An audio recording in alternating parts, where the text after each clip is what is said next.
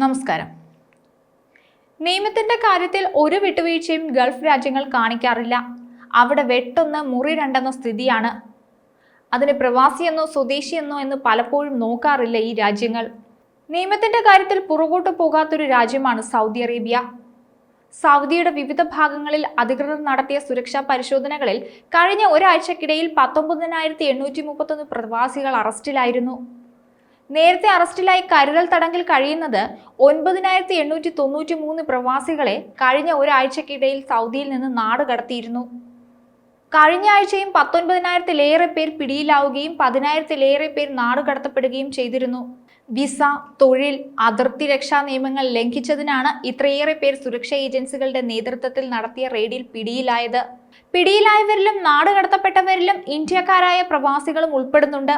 ആഭ്യന്തര മന്ത്രാലയത്തിന്റെ നേതൃത്വത്തിൽ വിവിധ സുരക്ഷാ ഏജൻസികളുടെ സഹകരണത്തോടെ ഡിസംബർ 5-നും 11-നും ഇടയിലുള്ള ദിവസങ്ങളിൽ വ്യാപാര സ്ഥാപനങ്ങളിലും തൊഴിലിടങ്ങളിലും വാഹനങ്ങളിലും പ്രവാസികളുടെ താമസ കേന്ദ്രങ്ങളിലും മറ്റുമായിരുന്നു ഈ പരിശോധനകൾ നടന്നത്.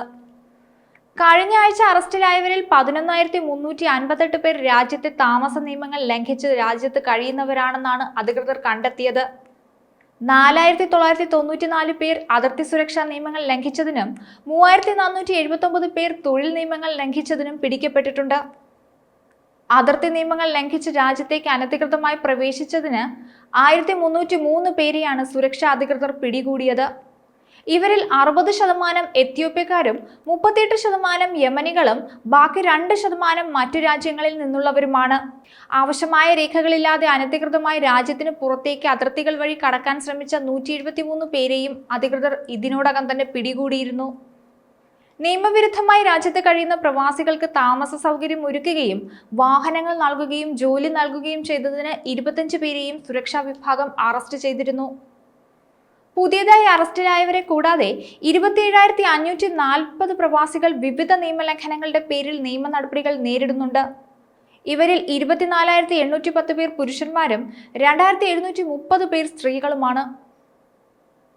ഇതിൽ 19,258 പേര് നാട്ടിലേക്ക് യാത്രാരേഖകൾ ശരിയാക്കുന്നതിനുമായി ബന്ധപ്പെട്ട് നയതന്ത്ര കാര്യാലയങ്ങളിലേക്ക് റഫർ ചെയ്യപ്പെട്ടിട്ടുണ്ട്. 3,475 പേർക്ക് അവരുടെ യാത്രാ ബുക്കിംഗ് അന്തിമമാക്കാൻ നിർദ്ദേശവും നൽകിയിട്ടുണ്ട്.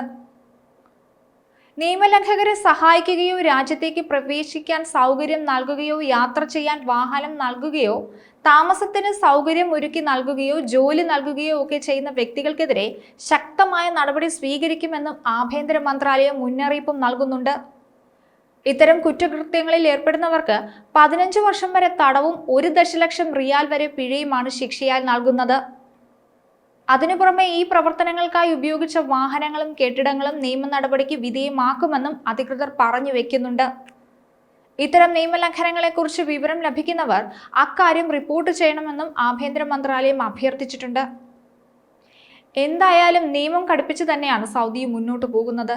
നിയമം ലംഘിക്കുന്നവർക്ക് സൗദിയിൽ കനത്ത ശിക്ഷയാണ് എല്ലായിടങ്ങളിലും നൽകി വരുന്നത്. അതുകൊണ്ട് തന്നെ നിയമം ലംഘിക്കാതെ ജാഗരൂകരായി മുന്നോട്ട് പോവുക. മറ്റൊരു വീഡിയോയുമായി വീണ്ടും കാണാം. ന്യൂസ് ഡെസ്ക് ഈനാട് മലയാളം.